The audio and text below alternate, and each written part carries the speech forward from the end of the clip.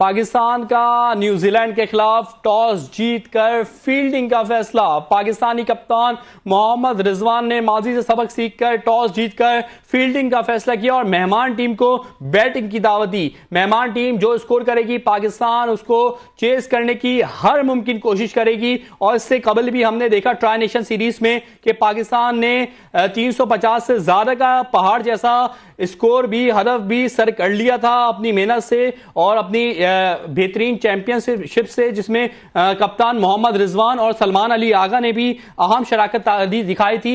और शायकीन क्रिकेट को इस मैच में भी पाकिस्तान की जानिब से मोहम्मद रिजवान और सलमान अली आगा को बेहतरीन की पार्टनरशिप देखने के लिए मुतहर्रिक है। और यह भी है कि बहुत ये मुतवक्के है कि मोहम्मद रिजवान और सलमान अली आगा इसमें भी ऐसी पार्टनरशिप दिखाएं जब वो मैच के स्कोर चेस कर रहे हों। इसी हवाले से मजीद जानेंगे नुमाइंदा 5 न्यूज सना आरिफ से। जी सना, टॉस जीतकर कप्तान मोहम्मद रिजवान ने फील्डिंग का फैसला किया है, इस फैसले को कैसे देखती हैं आप?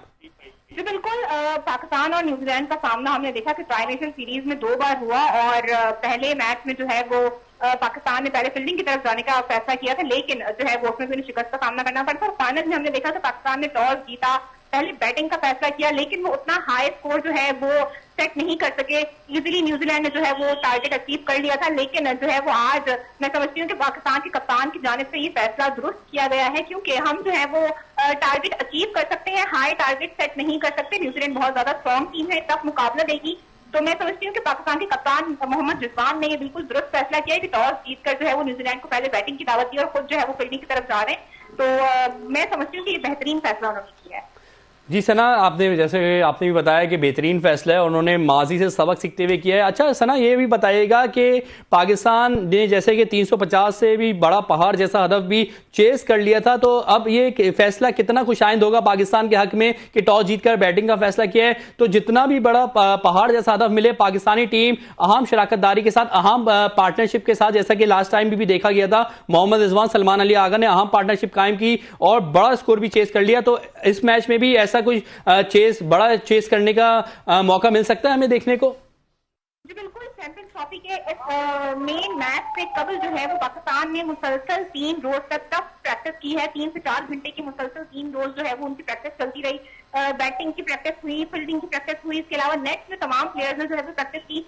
एडवांटेज ये है कि हमारे पास मोहम्मद हारिस है, वो भी फिट हैं। और मैं समझती हूँ कि जो डिसीजन ये लिया गया है, जैसे कि मैंने पहले भी आपको आगाह किया कि पाकिस्तान टीम जो है वो एक बड़ा टारगेट अचीव करने में माहिर जरूर है, लेकिन हम किसी भी बड़ी और मजबूत टीम को बड़ा टारगेट जो है वो सेट नहीं कर सकते उनके लिए। तो ये फैसला खुशाइन साबित होगा। हम बड़ा टारगेट जो है वो इजीली अचीव जो है वो कर लेंगे। पार्टनरशिप आज होपफुली जो है वो एक अच्छी स्ट्रॉन्ग पार्टनरशिप स्टार्टिंग में प्रेडिक्ट की जा रही है कि डेफिनेटली बनेगी। बाकी होप फॉर द बेस्ट कि पाकिस्तान टीम की जो है वो सितारे कितना उनका साथ देते हैं। इंशाल्लाह होप फॉर द बेस्ट। बहुत शुक्रिया सना आरिफ, आप हमें अपडेट कर रही थी।